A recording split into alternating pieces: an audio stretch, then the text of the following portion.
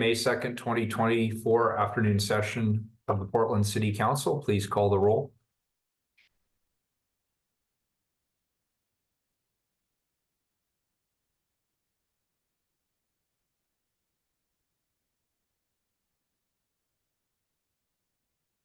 Dan.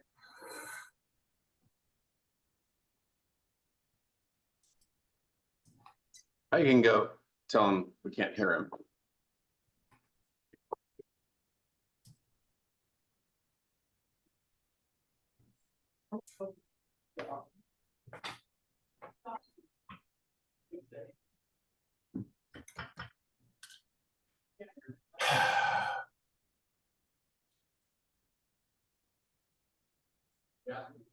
No, I thought you. Dan, can you hear us? His staff's going in. Okay, cool. We're awfully neighborly on this side of the floor.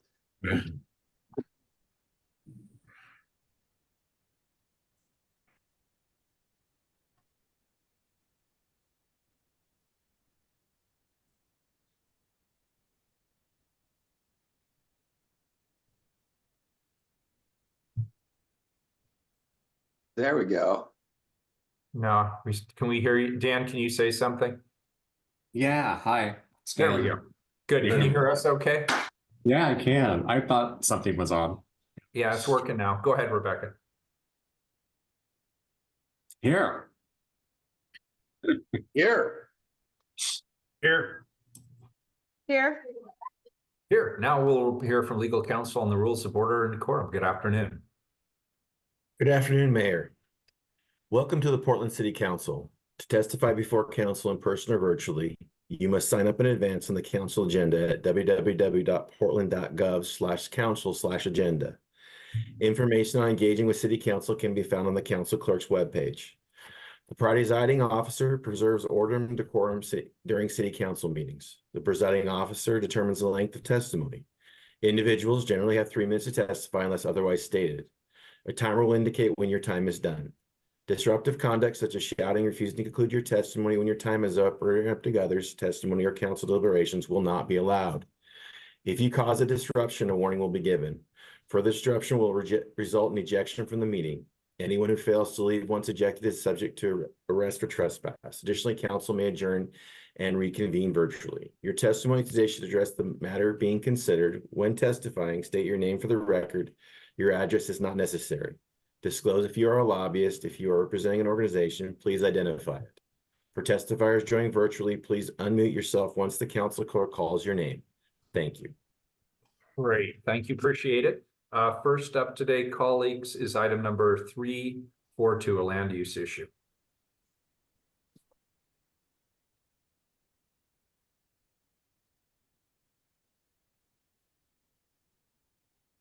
Colleagues, the Lower Southeast Rising Area Plan came before Council on April 25th for a public hearing. I was not present, but I've reviewed the record. I'll now pass it to Commissioner Rubio first, then Commissioner Mapps to share any final closing remarks before we take a vote on the ordinance.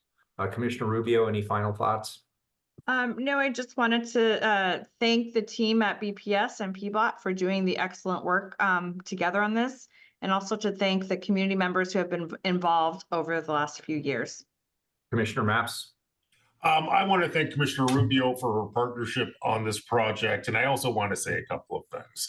There are many things I love about this project, including the fact that the Lower Southeast Rising Plan is responsive to both the reality that living in a community is both about where you go and how you get there. I also love the fact that transportation projects in this plan were designed in conjunction with the plan's land use components and will make the area safer and more convenient to move about by walking, biking, rolling, and taking transit. I also want to call out and recognize our incredible staffs at PBOT and the Bureau of Planning and Sustainability, including Shane Valley, Patricia Diefendorfer, and Bill Cunningham. And I also want to thank residents for their advocacy, fundraising efforts, and engagement. And with that, Mr. Mayor, I'll turn it back to you. All right, very good. And I called on Commissioners Rubio and Mapps as co-sponsors, but I don't want to leave Commissioners Gonzalez or Ryan out. If they have anything else they'd like to add, just jump in. Commissioner Gonzalez, go ahead. Yeah, I'm really excited to move this vision forward. And today, as a more recent addition to the city of Portland, we know there's a lot of work to do in Southeast as well as parts of outer East Side, lacking a lot of the infrastructure that was originally part of closer inner East Side as well as the West Side. We're making up really on generations of underinvestment. And I think this plan is a good step forward in starting to bridge those gaps. All of Portland's neighborhoods deserve sidewalks, strategic transportation corridors, and a diversity of small business options. And I think this is a step in the right direction. I want to thank all the staff and residents that weighed in on this plan, laying the groundwork for smart future growth. This will serve the next generation of Portlanders as well, and bring these outlying neighborhoods into focus as a vital piece of the city they are. And when I say outlying, they are my neighbors. So as I mentioned last time, I literally walk and cycle in this neighborhood regularly. Excited to track the development of this plan and happy to vote yes today. Great. Commissioner Ryan, did you have any final thoughts before we call the roll? Yeah, I can say them in the vote. Very good. Rebecca, call the roll. Yeah, ditto to everything that was just said. Really, the staff did a marvelous job last week of bringing all of us along. I was really taken with the testimony. You could tell the people that were invited got really close as they were working on this, and you came with a really wonderful, refreshing collective voice. There was one line, the only thing that we got out of annexation back when was sewers. And I think I'm really aware of that when we're out in the borders that hit Gresham out in the numbers, but I sometimes needed to hear that when it comes to this part of Portland. And so I liked that the city and the Parks Bureau for some time has been working on the really beautiful improvements to Arrow Heights Park. I know that's a step in the right direction. I've always been monitoring the beautiful little school women in that area and PPS. And I know that it's really been suffering from low enrollment. So I really hope everything we do with this continues to attract families and that we have families that want to stay there as well. So the safety improvements, all of that's great. But what really matters is it's such a beautiful part of Portland and it's a great place for kids to grow up. And I'm glad that the city is giving it some more attention. And with that, I'm really excited to vote aye. Thanks. Aye. Aye. Aye. I want to thank Commissioners Rubio and Maps for their collaborative work on this, and definitely want to thank the staff and community for their collaboration as well. I'm very happy to fall in place here and support this. I vote aye. The ordinance is adopted. Thank you. Next item, please. 343, a proclamation.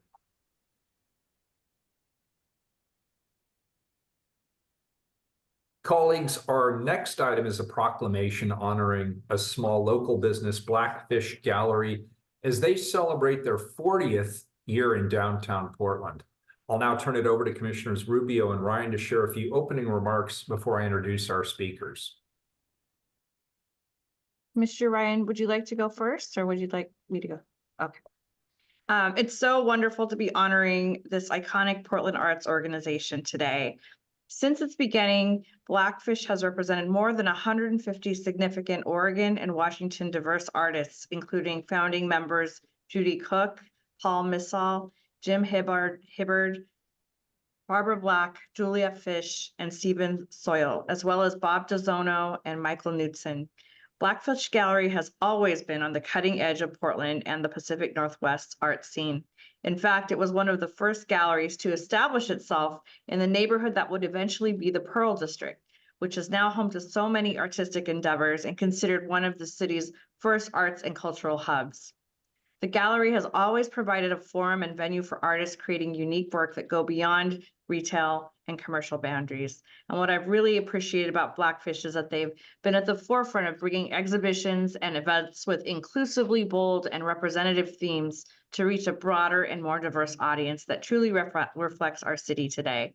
So I want to say congratulations, Blackfish, for your tremendous contributions over the years and for shaping generations of Portlanders by encouraging us through art to constantly challenge ourselves and our boundaries about how we think about art, culture, and community differently. So we're happy to celebrate you today. Thank you, Commissioner Rubio. Yeah, the puppy. Well, first of all, it's great to see all of you on this little screen from Blackfish. It would have been so great if we were together in person, but you're really representing on Zoom better than I've seen any other group before. You look like you're all really happy. And so thanks for being here. And it's an honor to bring this forward. It'll be fun to celebrate with you later today.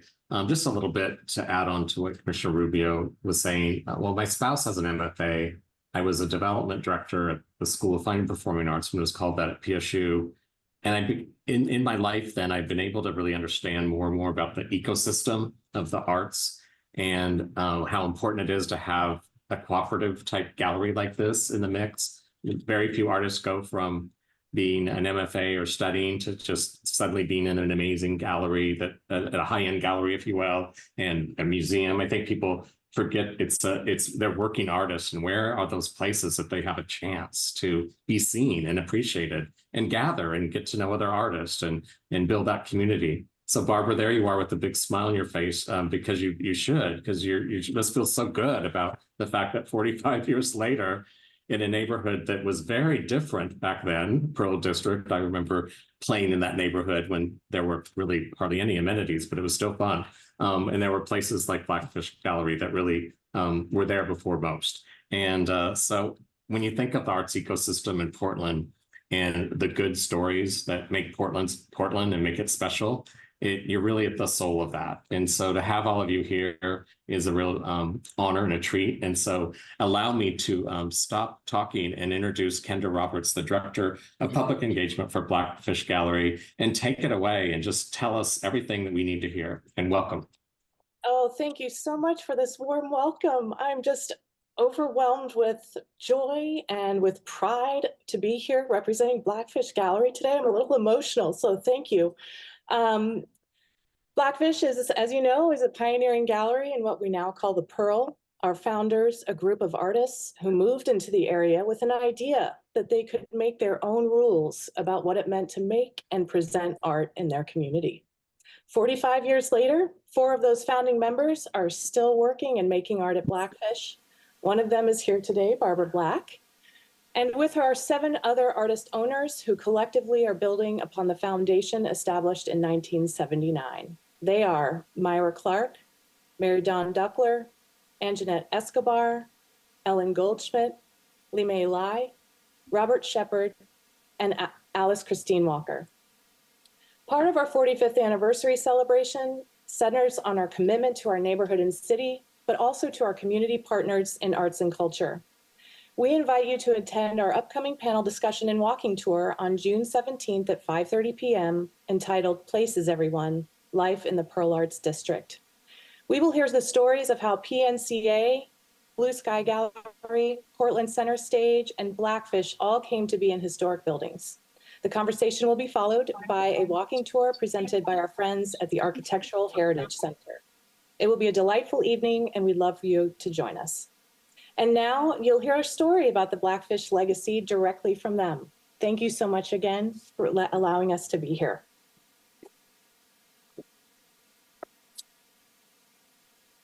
What do Blackfish Gallery, the Muppet Movie, and the Walkman have in common? They all dropped in 1979. That makes us the longest operating arts cooperative west of the Mississippi. We are owned by artists, for artists, and we meet all kinds of artists, new MFAs, professors, the classically trained, and the self-taught. Artists working in every medium, from the most traditional to the most cutting edge. The collective artists of Fish come from many different backgrounds and of cultures, and we welcome warmly every one of those artists, from the eldest to the youngest. Our highest commitment is to craft and process, and work by Blackfish artists that lives in collections all over the country.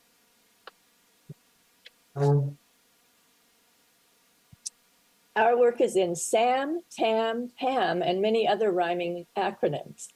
Right now, you can see our work in the wonderful Holly Ford Museum and in thousands of homes and private collections all over our city and beyond. We have embraced our home in the Pearl. We have re-embraced our home in the Pearl. And look, we're staying in the Pearl, okay? Our collective spirit is truly Oregonian, innovative, exuberant, thought-provoking, community-embracing. Through our doors have come tens of thousands of Portlanders, visitors, artists, and visionaries. We make art that matters. We think art does matter.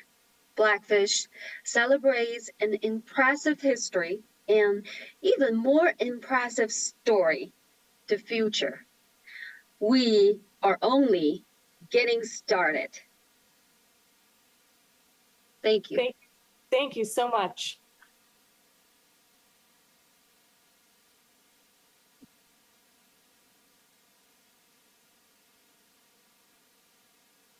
Thank you. And commissioners, does that complete the presentation?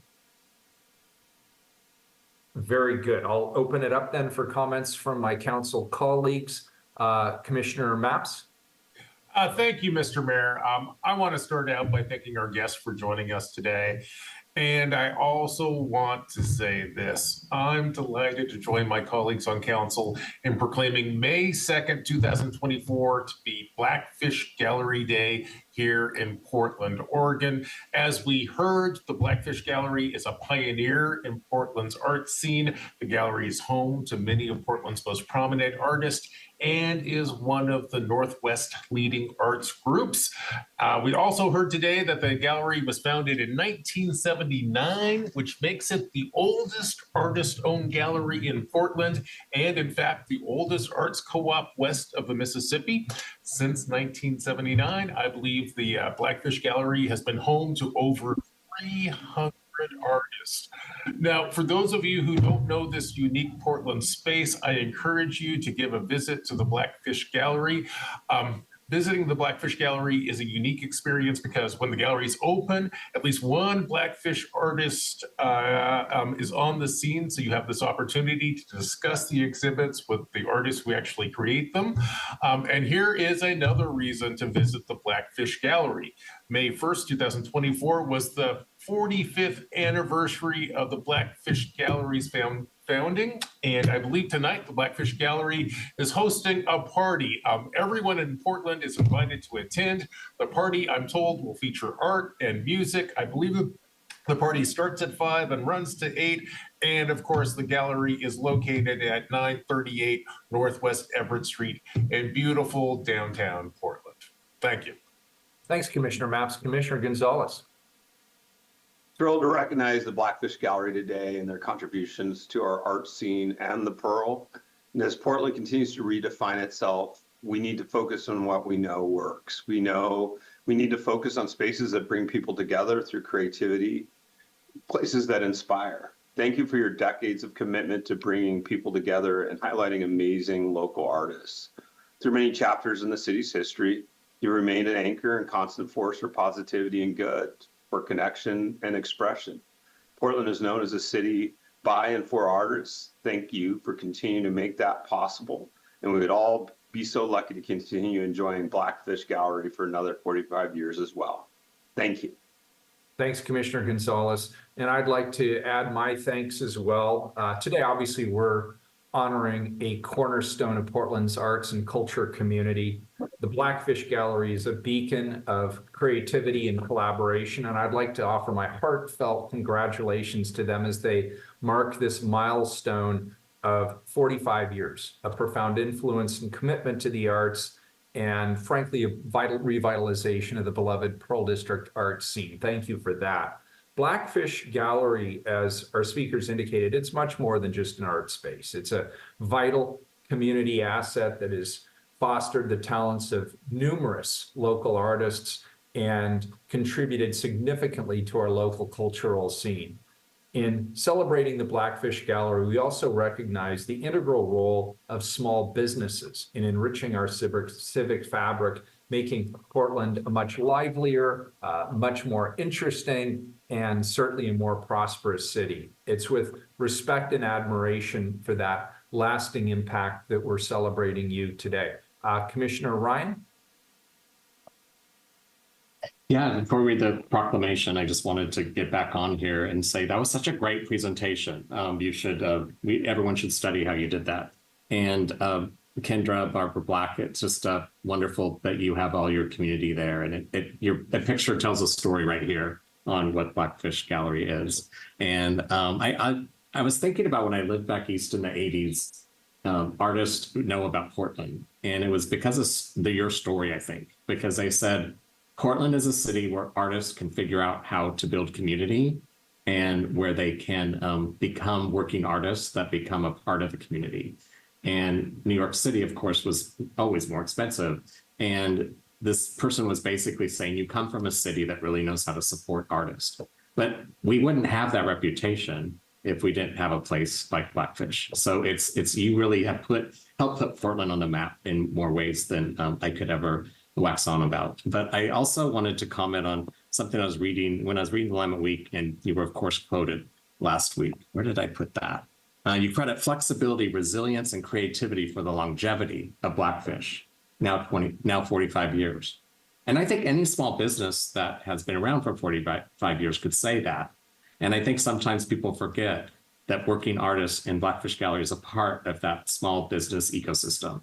And we see you, we know that we want to continue to covenant you. And as someone said in your presentation towards the end, we are just getting started. And so your positivity is exactly what we need in our city right now. And I'm just really grateful that you're here today and that we get to celebrate you. And I actually look forward to joining you later this evening. And here's just 45 more years. And I'm so grateful that you've made my hometown a much better place to live. Thanks for being here. Awesome. Thank you, colleagues. And it's now with great pleasure that I'll read a proclamation on behalf of the Portland City Council. Whereas Blackfish Gallery has served the Portland arts community for 45 years. And whereas Blackfish Gallery has made it a mission to bring community members and visitors together to celebrate the excellence, creativity, and beauty of Oregon artists. And whereas Blackfish Gallery is committed to being an important partner in the revitalization of a neighborhood, the Pearl Arts District, they've called home for 45 years for the next 45 years. And whereas Blackfish Gallery is the longest running arts cooperative west of the Mississippi, represented in national collections as well as collections of the City of Portland, the Governor's Office, the Portland Art Museum, and the Haley Ford Museum. And whereas many of Portland's most celebrated artists began their career as members of Blackfish Gallery, and future artists continue to flock to the supportive community of Blackfish. And whereas May is National Small Business Month, a time to pay special tribute to the small business entrepreneurs for their courage, their resourcefulness, and their community involvement. And whereas small businesses like Blackfish Gallery make up the heart and soul of our city, and we appreciate their resilience and their commitment to our community. Now, therefore, I, Ted Wheeler, Mayor of the City of Portland, Oregon, the City of Roses, do hereby proclaim May 2nd, 2024 to be Blackfish Gallery Day in Portland, and encourage all Portlanders to engage with and support Blackfish Gallery and our many other unique small businesses to celebrate their contributions to our community. Thank you all so much. We appreciate it. Thank you.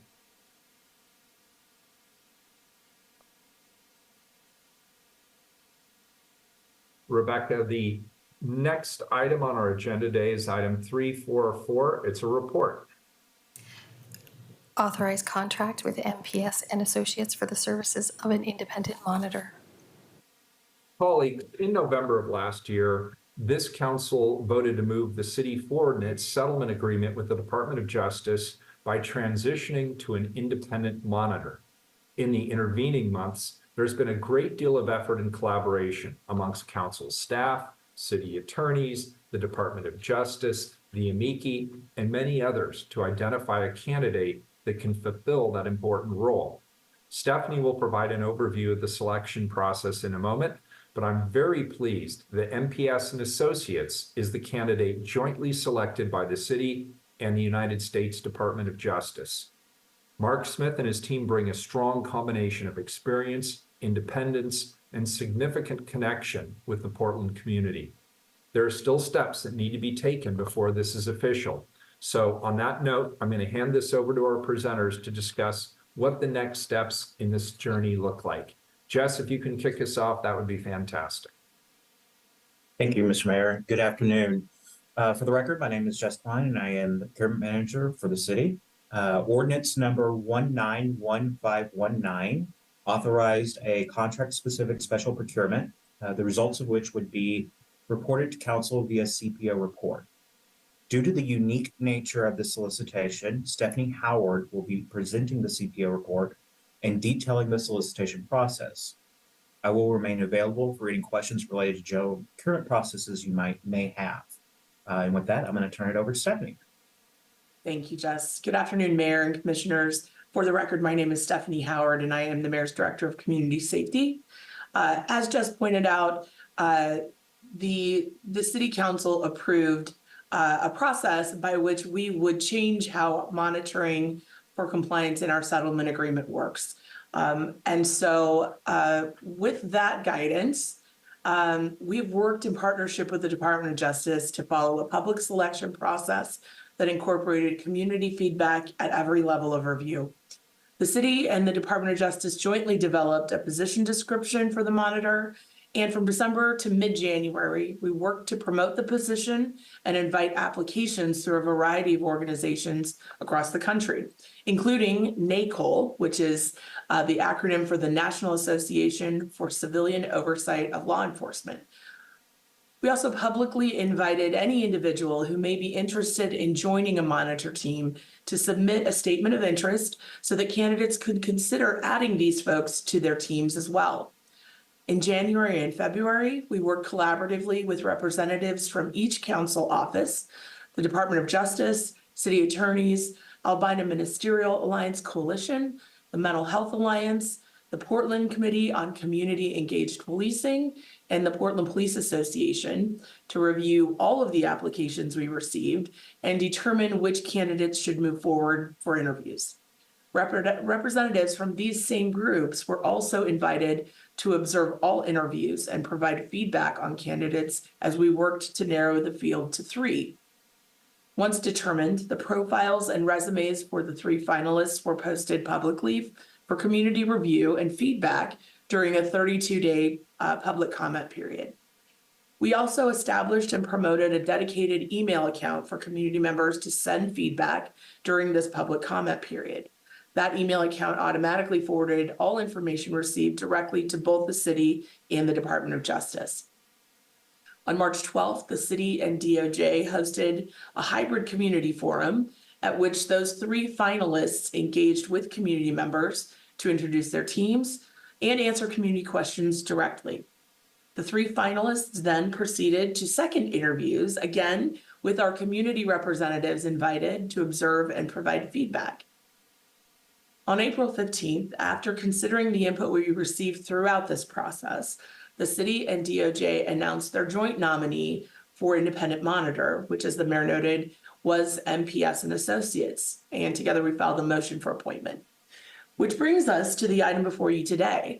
We are requesting the council accept this report on the special procurement and authorize contract negotiations to begin pending the court's approval.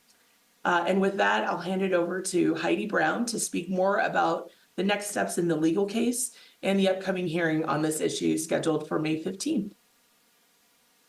Thank you, Stephanie. Good afternoon, Mayor, Commissioners. My name is Heidi Brown. I'm a Chief Deputy with the City Attorney's Office, and I'm excited to be part of this council session today and for y'all to hear from Mark Smith and his team. Mark Smith is here with me today. He and Ms. Edwards were intending to attend council in person with the rest of their team online, or most of them. And unfortunately, with things changing at the last minute, here we are. But we're excited to be here. As Stephanie shared, the city and the Department of Justice filed a joint motion requesting the court appoint Mark Smith and his team as the monitor. And that's conditional on council's acceptance of the report today. The court hearing is scheduled on May 15th. It starts at 9 a.m. It's before Judge Simon. It's in the federal courthouse, in courtroom 15B. And we do invite the public to attend and share your perspectives on the appointment of Mr. Smith and his team as a monitor. Whether the court will make a ruling on May 15th or take it under advisement, I cannot say. But we're excited for that day to come and hopefully to leave the courthouse with a monitor appointed. So at this time, what I'd like to do is turn it over to Mr. Smith and his team for them to introduce themselves and tell you a little bit about each one of them and their roles. And then at the end, we will turn it over to council and look forward to you hopefully accepting this report. And Mark, turn it over to you. Thank you very much, Heidi. Good afternoon, Mr. Mayor, commissioners, staff, and everyone in attendance at today's meeting on what I know has been a challenging and active day for a lot of people. I hope it's okay with you. I'd like to do, as Heidi mentioned, some brief introductions of our team. Just talk very quickly about our approach to the monitorship and our commitment to community engagement. And then, of course, take any questions that you might have. As I start off with the introductions, I'm very grateful for the opportunity to be the lead monitor for the settlement agreement. As you'll see very quickly, I'm also extremely honored by the caliber of expertise that exists on this team. And I think it really puts us in a great position to be able to accelerate full compliance with the remaining portion of the settlement agreement. That is our focus. I think we have the experience to do it. And I think you'll see that quickly through our team introductions. And so I'll just start quickly with myself. I am the Inspector General for the Los Angeles Police Department. I have had that role for just over 6 years now. I've worked in civilian oversight for nearly 20 years in total, at increasingly broader leadership responsibilities throughout my career. I actually started as a special investigator in the current office where I work now, the LAPD's Office of Inspector General, and that was my first job out of law school. What that means is, for me, my entire professional career has really been spent on police accountability. I've had the good fortune to work in different jurisdictions and different geographies. So starting in Los Angeles, the next job was in Chicago, as the title is First Deputy Chief Administrator for their oversight agency that oversees Chicago Police Department. It basically means the number 2 in charge of that office, overseeing Chicago. I moved there to become the first ever independent police auditor for the BART transit system in San Francisco Bay Area. That organization was created as a result of the fatal shooting of Oscar Grant in 2009 on one of the BART train platforms, and they determined that there was a need for civilian oversight of the BART transit of the BART Police Department, and I was honored to take that role.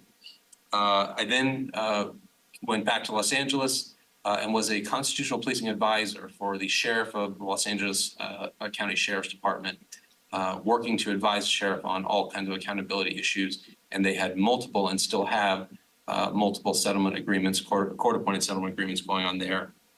So that was a focus of my work as well.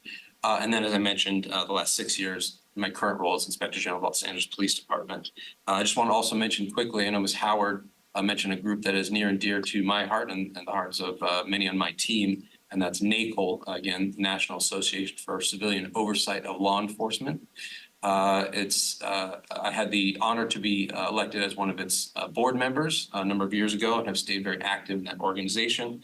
And I'm also a founding member of the Western States chapter of the Association of Inspectors General, which is another national organization that does the kind of tech work that we do. So that's a brief background on me. I do have other team members who are here. Again, they really form the strength of this team, the combination of skills that we have. And so I want to turn it over to them for introductions. And then I'll go back through with again, just a couple more ideas about what we see for this monitorship. First, if I can ask our Deputy Monitor, Brian Buckner, to give an introduction. Thank you, Mark. Good afternoon, everyone. I'm Brian Buckner, and I'll be serving as the Deputy Monitor for the team. I bring to the team over 20 years of specialized experience in police accountability, civilian oversight, and criminal justice policy. Currently, I'm an Assistant Inspector General for the Los Angeles Police Department, working with Mark. I also gained deep insight into oversight from my time as a special investigator in the same office during a crucial transitional period when the LAPD was operating under a federal consent decree. And as that consent decree concluded, the responsibility for comprehensive ongoing oversight of the LAPD shifted from the federal monitor and the Department of Justice to the Inspector General's office. My background also includes pivotal roles in the city of Los Angeles as a citywide homelessness coordinator and key positions in the Los Angeles Mayor's office, focusing on homelessness and public safety policy. I served 3 terms as president of NACOL, and in that role worked with communities, local governments, and police departments across the country to establish or strengthen oversight that reflected community needs. I co-led the most comprehensive survey in the nation comparing various oversight models and worked for the monitor of the Los Angeles County Sheriff's Department. I also teach in the Criminal Justice Master's Program at the University of Southern California. And I believe this combination of experience positions me to contribute significantly as a part of this robust and strong monitoring team, ensuring the impactful and fair implementation of the settlement agreement. Thanks very much, Brian. Next, a face that I know is familiar to many on this call. If I could have Antoinette Edwards, please introduce yourself. Greetings all. Oh, wow. It's so good to be in this space with you all. And I'm really grateful for the opportunity to serve Portland, to serve home. If I could share what I bring, I think it's history, age, history and age, and just the opportunity to work with you, Mayor Ted Wheeler, and I get to know, I know you, and Mingus Maps, Commissioner Maps. My first meeting with you was at CPC, and that was really awesome. And Commissioner Gonzalez, getting to know you, and even more your dad. And Carmen, Commissioner Rubio, it's been really a pleasure to watch you grow in your leadership and be a part of your team on many endeavors. So I think what I'm most excited about, that this is home, this is real, and I'm just excited for the opportunity to build on what's already been established.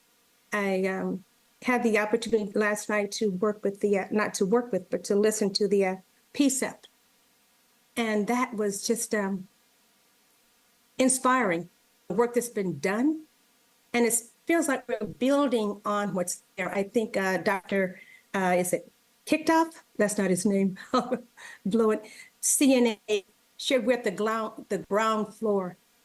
We're standing on the shoulders of decades of work, blood, sweat, and tears. And I'm just excited to be a part of this team to bring it home way beyond the settlement agreement as the community engagement specialty. And I think that's what I bring to this team, this really fabulous team of engaging community and bringing us together and building trust, restore and rebuild. So thank you. Thanks so much for Antoinette. She's one of our associate monitors. Another associate monitor is Russell Bloom. Russell, if you could go, please. Thank you, Mark. Thank you all for your time today. I'm glad to be able to be here with you.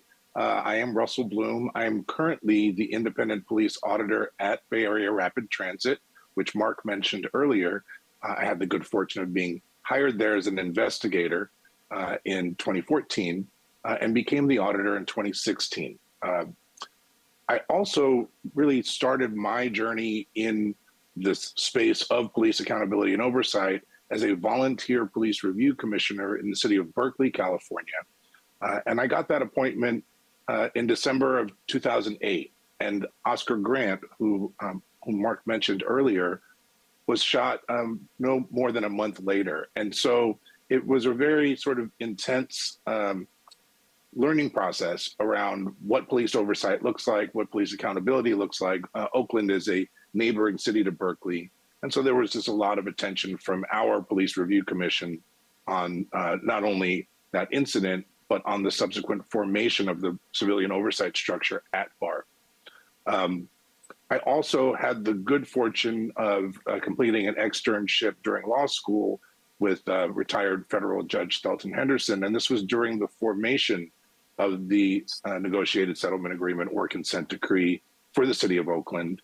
I'll note that that was 20 years ago, and they have not yet exited that agreement.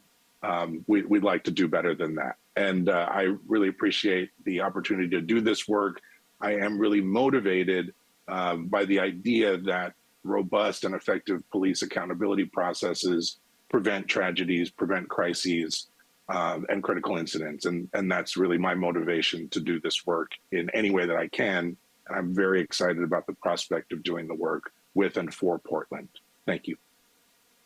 Thanks so much, Russell. Another associate monitor on our team is Susruta Sadula.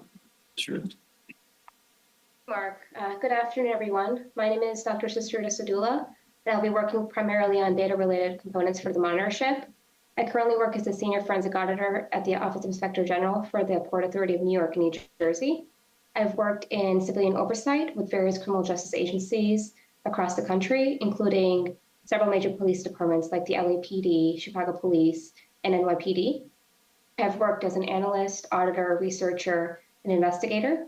I also have a doctoral degree in criminal justice from John Jay College in New York City and have worked on several academic publications and presentations. I'm very excited to be part of this team and to get started on this work. Thank you all. Thanks so much, Susruta. And we have not just one PhD, Susruta, which is amazing to me, and I'm very glad to take advantage of that with having you on this team. We have a second one as well, Dr. Robert Fornango. If you would introduce yourself, please. Sure. Thank you, Mark. And thank you to the council for letting us speak today. My name's Rob Fornango. I have a PhD in criminology and criminal justice. I've spent over 25 years designing and performing original research projects and in the area of criminology, primarily studying violent crime trends, economics and crime, and then evaluating law enforcement interventions in a number of different cities: New York City, Richmond, Virginia, Boston, Massachusetts, St. Louis, Missouri. And then in the last 10 years, I switched gears and have spent a decade doing quality improvement research in healthcare for the Centers for Medicare and Medicaid Services and the Department of Health for the federal government, as well as evaluating programs and policies for Medicaid departments in 18 different states across the country. So really that I'm excited to get back into it and work more on more criminal justice and law enforcement related projects, but also to bring and blend that perspective of quality improvement that I've been working on in the healthcare sector and bring that to the monitorship and lend both my statistical expertise, data analysis expertise, and those quality improvement perspectives to this project. So thank you very much, and I look forward to working with all of you in the future. Thanks, Rob. And we have just a few more members of the team, at least a couple who could not make it. I'll describe them just very briefly. I'm sure I won't do them justice. One is Chief John Thomas, or very familiarly known as JT. He has more than 38 years of law enforcement experience. He's currently Chief of Police at UCLA. And if you've been watching any of the news today, you might understand his challenge in being at this meeting today with what's going on that campus.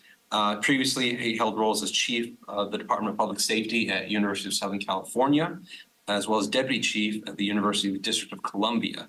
He retired from Los Angeles Police Department at the rank of lieutenant, and he also has experience as an instructor at the School of Public Policy at USC.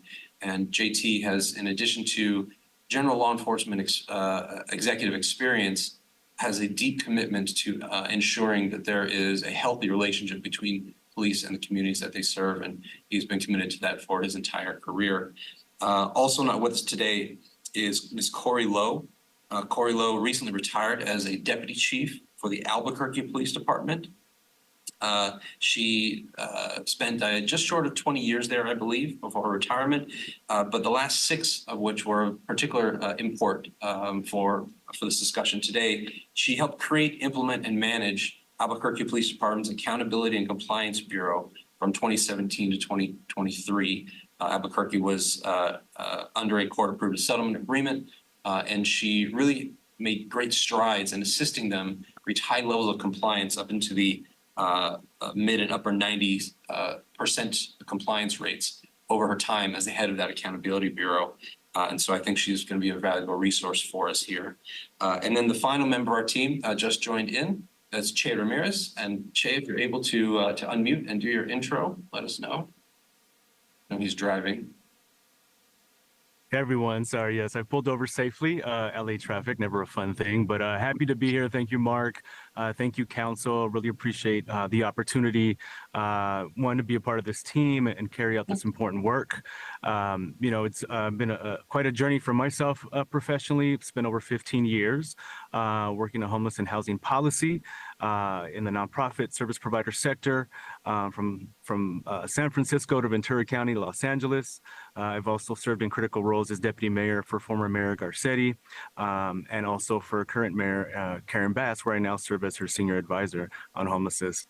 I think for me, this work is just as much personal as professional in terms of my journey. I also come to this space as someone with lived experience and realize also how important really that sense of community is to bring to this work and to have at the table in everything we do. And so looking forward to continuing to build and grow with our work here on this team, working closely with Antoinette and obviously getting closely connected and embedded in the community and making sure that they're a part of this process and the engagement is so critical.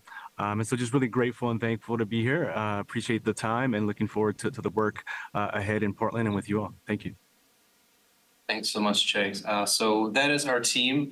As I hope you can see, I mean it as genuinely as I can possibly mean something when I say it. It really means a lot to me to be a part of this collection of individuals. I'm just really enthused and confident that we have the combination of skills and expertise, the decades of looking into police accountability, homelessness issues, ability to communicate police-related data in a meaningful and transparent way, community engagement. We have the skills that I think are really called for by the remaining portions of the settlement agreement and what's needed to accelerate compliance with those portions.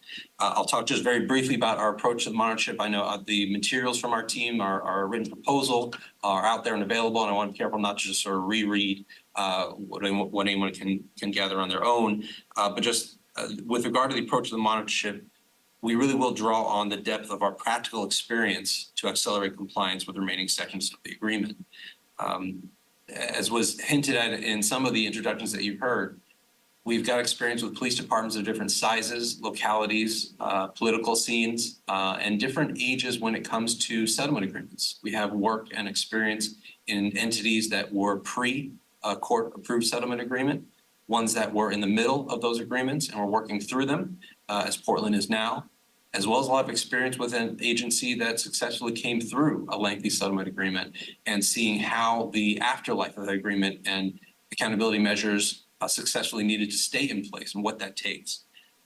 We approach this with an acknowledgement and an understanding of the reforms that have been successfully implemented throughout the last decade, the work that's gone into those. Antoinette really hinted at that before, which I appreciate her doing, that we are not blind to that at all. We want to maintain a consistent, accessible, and responsive presence in Portland for the duration of our monitorship as we finish off these last portions of the settlement agreement. It's critical that we actually be as accessible and responsive to every stakeholder, everyone who needs to hear from us as possible. And so we have that commitment. We also commit to ensuring professional and constitutional policing that's accountable to all members of the very diverse communities that make up Portland. Everybody needs and deserves to have policing that serves their needs well in a community. That's how policing should work. And so we'll be very mindful of that when we go about our duties. We'll provide meaningful technical assistance when appropriate. There is room for that specifically laid out in the settlement agreement, and I'm glad that there is. I think that's appropriate and something that we have comfort doing and have done in various stages and various examples, and frankly do a lot of us in our daily work. So that's a comfort zone for us. And we will also uphold the values of objectivity, transparency, thoroughness, and the highest ethical standards. I think you should expect nothing less from the eventual monitor, and you'll get that with us as well. The last thing I wanted to touch on, and in just a moment I'm going to ask Antoinette if she'd maybe chime in with a little more detail, is our commitment to community. Our team does have expertise in listening to and learning from all stakeholders, and we know that that includes times when people are holding vastly different or opposing opinions. We still have that experience that needs to be at play during this monitorship. We also recognize the existence of community trauma that arises from not just in Portland and many other places as well, from institutional racism, from negative police interactions, some of which result in serious bodily injury or death. And we understand how that is at play here in Portland too. We have a drive to ensure sound policing that again will meet the needs of every member of Portland's community. We'll have a focus on safe encounters between police and persons experiencing mental illness or mental health crisis, a recognition of how the settlement agreement really came into being some 10 years or so ago. And we have a pledge, we make a pledge to ensure that this monitorship will be informed by community voices. Police go about their jobs with the consent of those police. That's how our system works. So we need to have the voice of Portland informing us, or else we'll be having blind spots and not doing our job right. And so we commit to making sure that that is the case. And to give just a little more detail and to try to wrap up my my presentation here of how exactly we're going to go about reaching out to the community and leveraging our community contacts, I'd like to ask Ms. Edwards if she could just talk about her plans and her thoughts on that.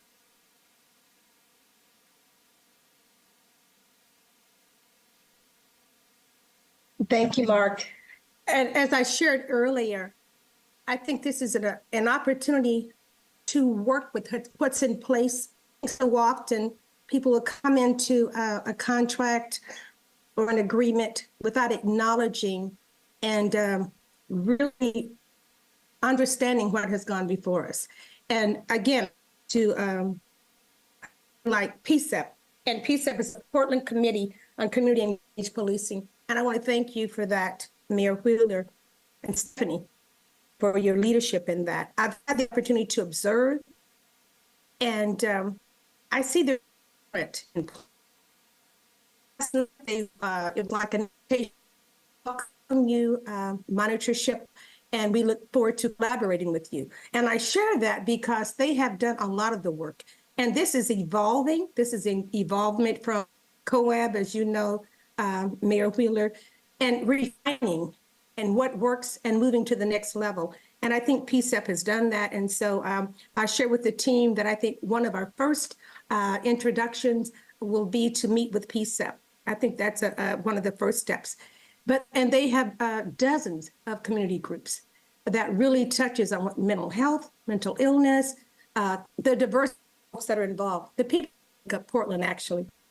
And another highlight I was really grateful for, and I think this grounded me. I watched this again, the March 20th, I believe it was, Stephanie, the Albina Ministerial Alliance, Police and Justice Reform, shared a very powerful presentation on how we got to this place. And I think that's a ritual that they do before each of the meetings, and they would name the folks that had been harmed from force. And I think it's really important that we know how we got here, to learn from it, but not to be married to problems, but what we can learn from this and bringing people together, because I think this is an opportunity to bring everyone back. And it's about rebuilding. I think when the settlement is gone, what is the success of what we've done? That we have a community that is trusting with the police, that's working with the police, that we're rebuilding, that we acknowledge truth and reconciliation. So that's the main piece of this, to bring people together. I know in the agreement, a couple of town halls, in some level, I think that's kind of bare minimum, because there are so many people to meet with, to engage, and to inform them, and to use language that people can understand, to educate, inform, and really allow a space for people to share their concerns. So that's the overall, that's the way that I would like to reach this, to work with people, to outreach to folks. And there's a lot of work, as we said before, that's been done, but re-engaging folks. And just as we look up the street that where you're at, I really want to make a commitment to reach out to the youth. I think there's a really huge disconnect on government and what's happening and how we can work together. I think that's being kind of played out throughout our nation as we're looking at the situation at hand. So that's just a bit of it, and I'm open to questions, but I know there are so many groups. There's a community engagement specialist with Portland Police Bureau. There are training division folks who meet. So I'm gonna be wearing my tennis shoes. I think I'm reminded of Sandy, who is the congresswoman in Washington with the tennis shoes on. I would be going with her. And again, before I close, I really want to give a shout out to Dan Ryan. I looked at him and I smiled at him, but I didn't say his name. And when I was smiling, we have a running joke that we can't sit together in public spaces because we chat. So that's an inside joke. But again, it's an honor to serve this city.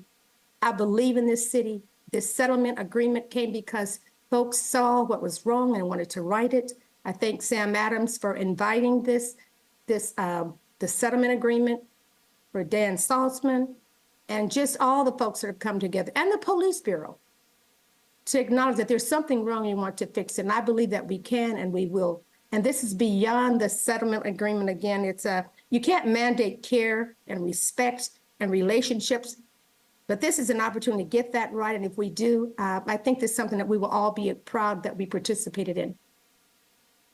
Thanks, Angela. Mr. Mayor and Commissioners, I hope you can see why I genuinely feel so excited about this team and why I feel this team truly is the right group of people and group of skills to come together for this purpose of the monitorship. And that's all the comments that we had for you today, but happy to take questions if you have them. All right, excellent report. Before we do that, I think we have some people signed up for public testimony.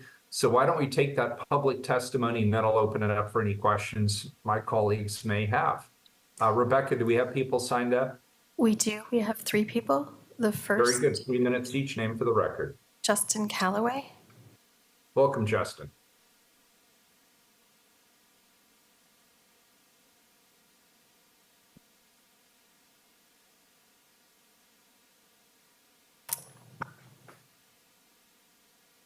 Can you hear me okay before I start my 3 minutes?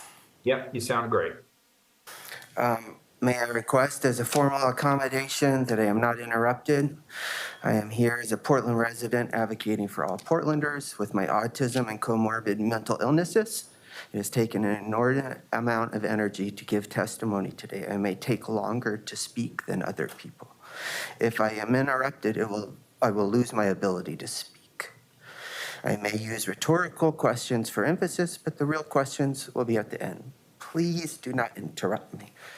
I am intimate with the DOJ agreement and care deeply about transparent public accountability, including police accountability. As such, I raised many concerns during my accommodations process to emphasize why PPP internal affairs was unhealthy for me with my disabilities recognized as eligible for accommodations under the ADA. I was assigned to internal affairs and did not choose it. When told I must place accommodations to get out of IA by HR, I did so. That disability information was shared with people who should not have had access, as well as uninvestigated professional bias and safety concerns, compromising my ability to have any due process with sworn members and true police accountability for all Portlanders. This was contrary to the reason this information was shared. Instead, the city staff under bureaus the mayor controls abused it. No transparent police accountability was provided. Rather, other city staff were included in abusing this information and covering up liabilities to all taxpayers. It turned IA from unhealthy to hostile. The mayor and the director of HR were made aware of this inappropriate HR activity and PPB activity on October 7th, after I was threatened with medical separation on October 2nd. This information was used to deny my workers' comp claim with the advice of city attorney's office when I raised whistleblower fraud and serious liability concerns to our police accountability system. Was an outside law enforcement agency brought in to conduct an impartial, professional, standard internal affairs level investigation as it should have been? No.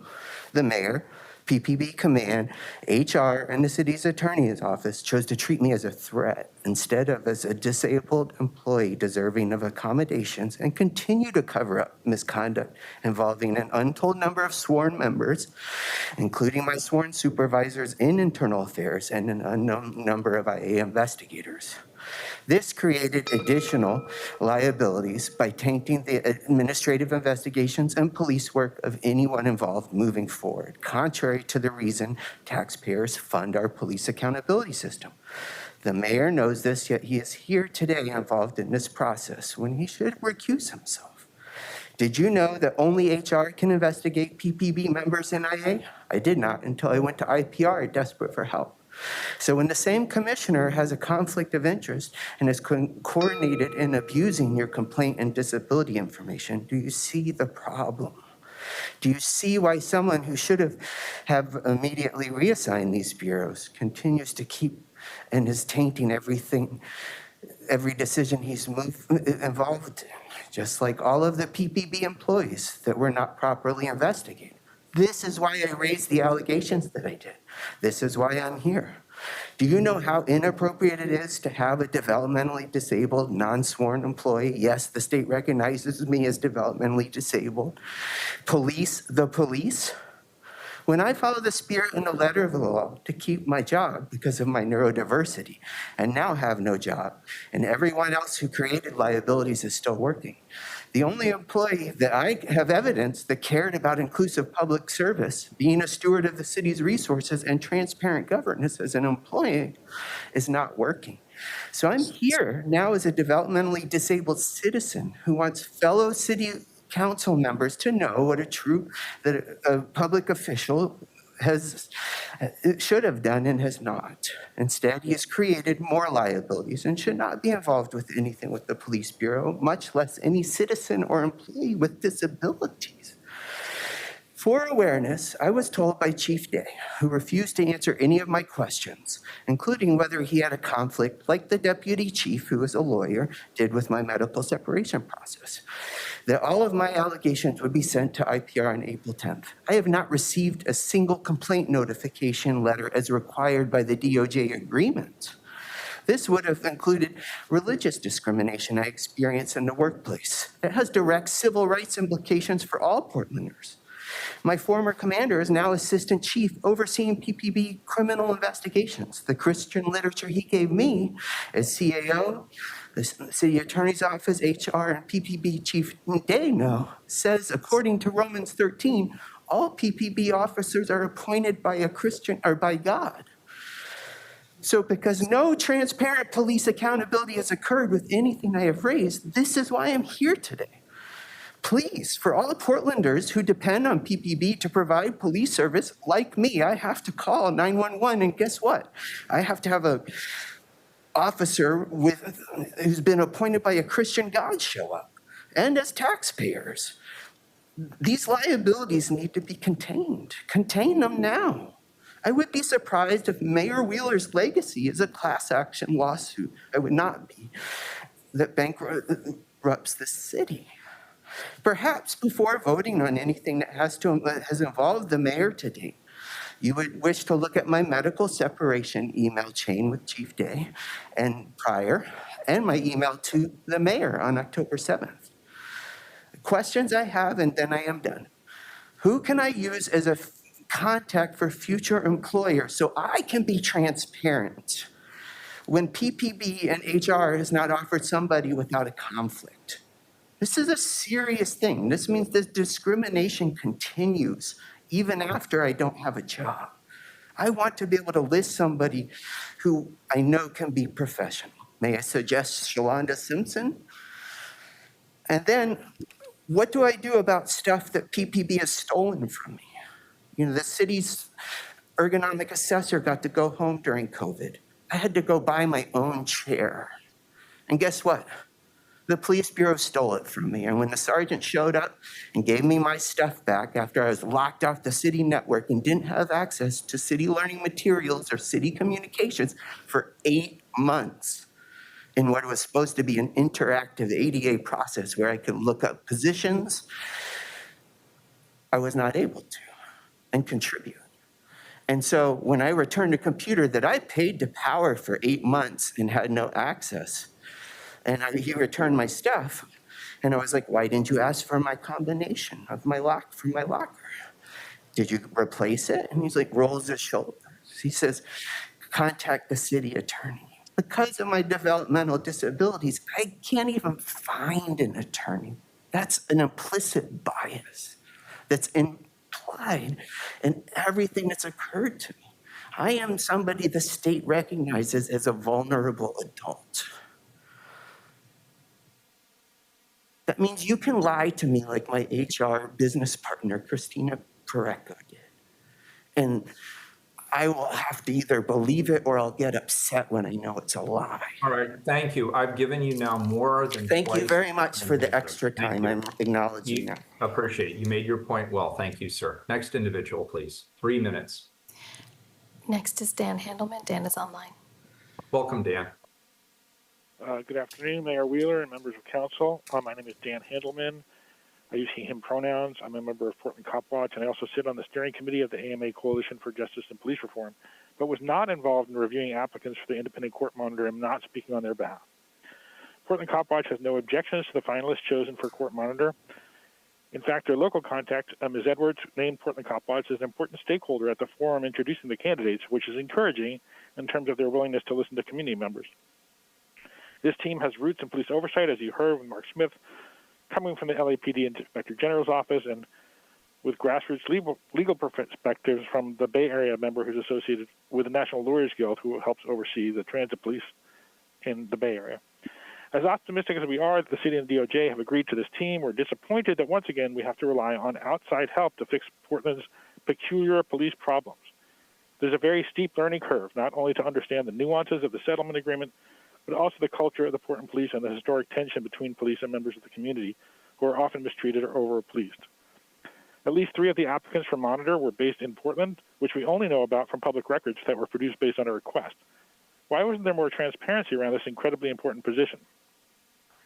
And after the community's desire for a local person to head the COCL team back in 2014 was disregarded to hire Dr. Rosenbaum, it just seems that narrowing the choices to eliminate local talent failed to take into account the totality of the circumstances. But we learned to work with Dr. Rosenbaum and his mentee-turned-successor, Dr. Christoph, and we will continue to address the shortcomings both of the Police Bureau's progress and any inadequate analysis from the monitor. It's also unfortunate that it appears this team will be receiving the same amount in compensation, roughly $500,000 a year, to monitor only about 40 of the 96 actionable paragraphs that are in the agreement until November. We hope they will take an active role in making sure the city's nominally self-monitoring 15 additional paragraphs does not end up like your first 2 assessments of the 2020 protests, where Portland gave itself rave reviews. It's also a good time for the community to remember a few facts about the agreement. Number 1, it's based on excessive use of force, mostly against people who are or may be in mental health crisis. It's not about deadly force, even though there have been well over 50 such incidents since the agreement was signed. The DOJ only cares if there's constitutional policing, not if the Black community fears the police will riddle them full of bullets.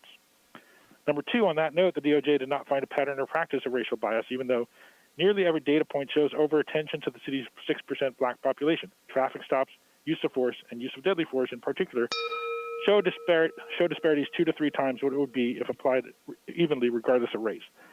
We also hope the new monitor listens to people in the community who live with or work with those who have mental illness. None of the teams at the public forum use that term, instead they use the term more bureaucratic, behavioral health. One final note about transparency and community engagement. We hope the timing of the monitor's public reports will be better arranged with the PCCEP. Last night was not the first time a town hall was held on a 100-plus page document with less than a week for the community to digest it. I have one more sentence, Mr. Mayor. Less than a week for the community to digest its contents. Maybe the monitor can have their own contact list and inform the community directly as soon as the drafts are posted. Thank you. Thank you. Last, we have Jared Essig. Jared's in person.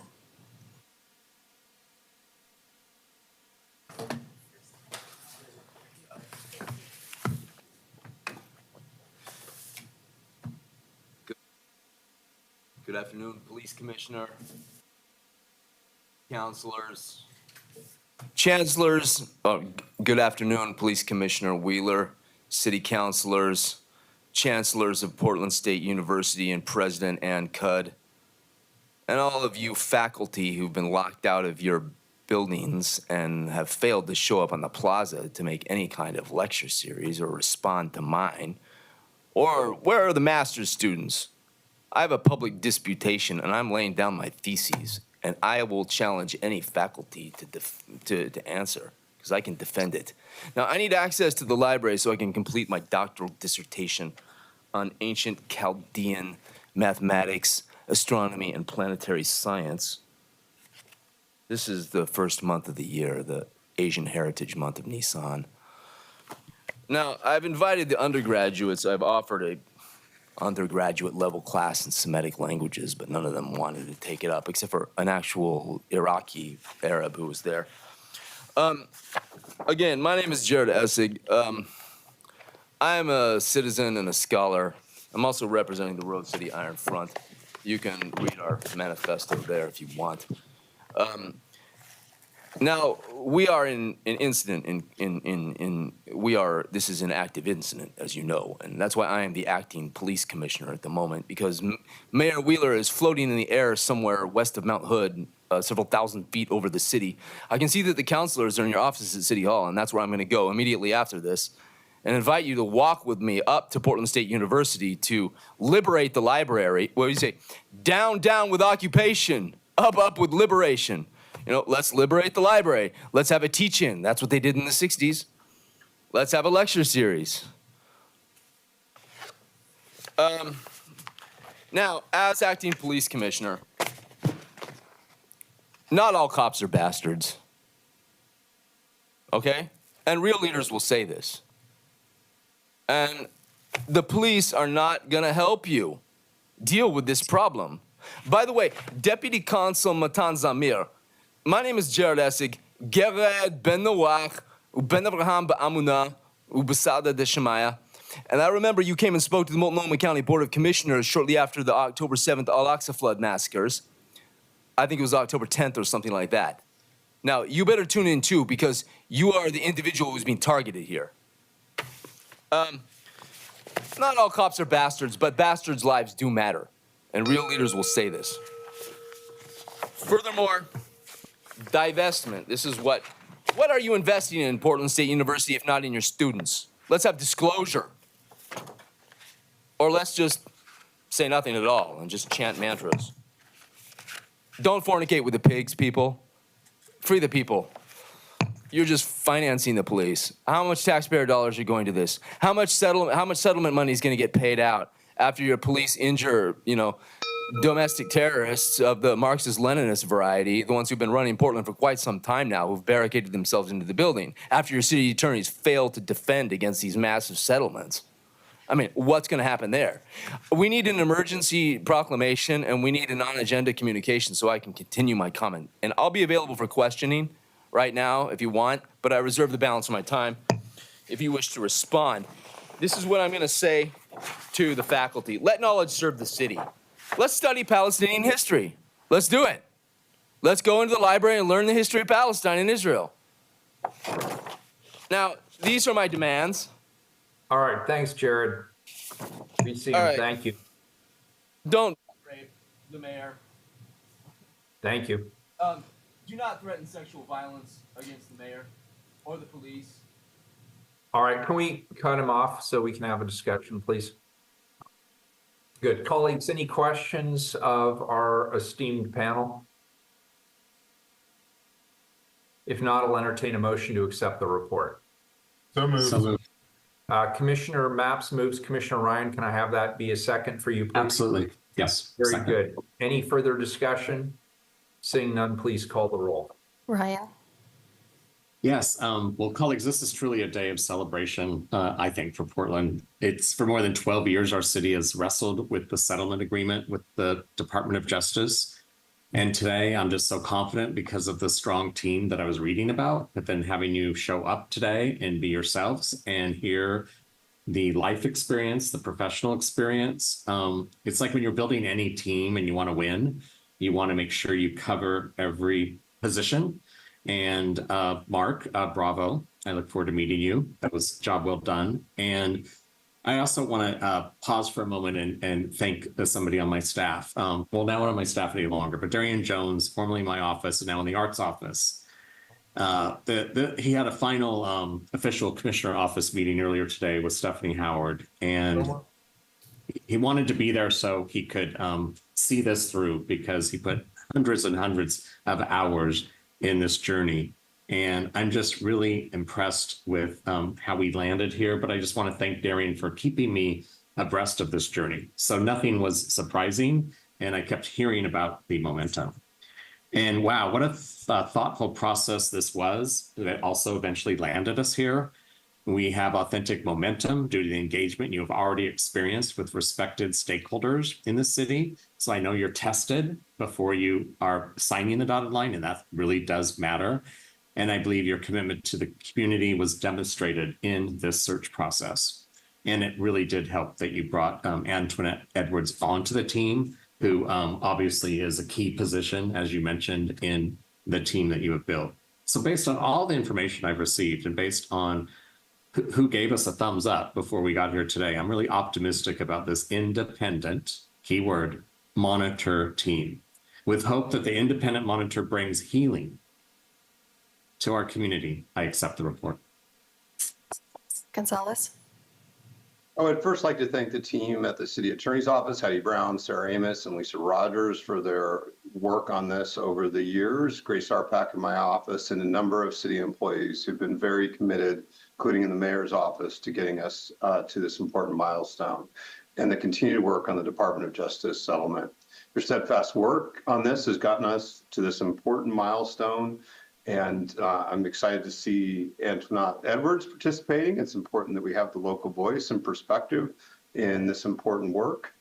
I'm also very glad to see that we will finally be filing this motion for the court, the DOJ, jointly with the DOJ, and seeing through to conclusion of the settlement here in Portland. My hope is that with the hiring of MPS and Associates, that we will reach the end of our settlement in a timely manner that inspires the confidence of Portlanders of all stripes. I vote to accept the report. Maps. Colleagues, I'm delighted to accept this report. This team brings an impressive amount of expertise and experience in law enforcement oversight, constitutional policing, and community engagement. Thanks to Mr. Smith's leadership, we have assembled a true dream team of professionals who are committed to the highest ethical standards and who understand the unique challenges facing our community. I'd like to thank each and every member of this team, especially Miss Antoinette Edwards, who brings decades of public service and strong community connections to this work. And I am confident that MPS and Associates will play a pivotal role in helping Portland achieve substantial compliance with the settlement agreement, which is why I am glad to vote aye. Rubio. This is an important moment in the path of the settlement agreement. And I want to just start by thanking the mayor and Stephanie Howard and their work for bringing this forward, and also thank my staff, Angela Rico, for her engagement on behalf of my office. And I want to appreciate the Albina Ministerial Alliance Coalition for Justice and Police Reform, the Mental Health Alliance, the Police Committee on Community Engaged Policing, community members, the Portland Police Association, and everyone who has engaged in this process, and for being willing to lend your opinions on the finalists. I'm also deeply impressed with MPS and Associates and how they've put together such a strong team with the diversity of experience and skills and approach. And I'm particularly pleased, I'll join the chorus, to see their prioritizing of community and local engagement expertise led by Antoinette Edwards. Ms. Edwards is highly credible, highly trusted leader by community, government, and police. And I'm really grateful to have her wisdom and experience working on this team, and it gives me confidence. Also want to thank Heidi and the city attorney's team and all their work to ensure that the public has an opportunity to engage. So this is an important milestone, and I'm hopeful that this work will keep our city moving forward to a clear path to full compliance. So I vote aye to accept this report. Wheeler. Well, as we've heard from my colleagues, this is an important decision, and it definitely was not taken lightly. This decision has been made with the benefit of significant community feedback. We were pleased to receive feedback at our town hall through a dedicated email account, and of course through the community representatives who participated directly in the selection process. And I want to thank them for their commitment and their leadership. I want to thank the community members who took the time to share their perspectives with us and engaged in this process. It's incredibly important, and it's incredibly valuable to all of us on the city council. The team that we've selected, as my colleague said, and I agree, they're extremely well suited to serve with objectivity, expertise, and thoroughness. I have every faith that the team will call balls and strikes as they see them, that they will recognize good work, and they will provide technical support when improvement is necessary, and that they'll ensure that the community has a voice in this throughout. I want to thank the many folks who participated in and managed this selection process. The joint request for appointment fortifies my optimism that we can, and indeed will, regain full compliance with our agreement. I also want to just thank Stephanie Howard from my office for her significant contributions to this, as well as so many other things. Thank you, Stephanie, for your hard work on this. I vote aye, and the appointment process moves forward and the report is accepted. Thank you. And Rebecca, I believe that concludes our business for today, correct? Yes, it does. All right, fantastic. Thank you, everybody. We are adjourned. Thank you all. Thank you.